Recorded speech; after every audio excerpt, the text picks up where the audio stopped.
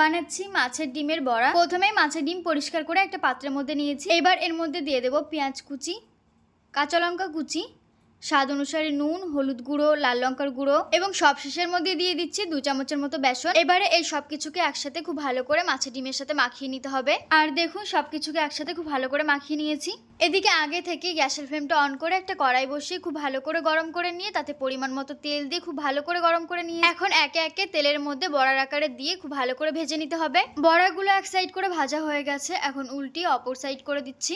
আপনারাও ঠিক এরকম ভাবে করে নেবেন। আগে এক সাইড ভাজা হলে তারপরে উল্টিয়ে দেবেন, আগে থেকে উল্টাবেন না। এইভাবে ঘুরিয়ে ফিরিয়ে মাছের ডিমের বড়াগুলো লাল লাল করে ভেজে নিতে হবে। মাছের ডিমের বড়াগুলো ভাজা হয়ে গেছে, এখন একটা একটা করে তেল থেকে উঠিয়ে নেব।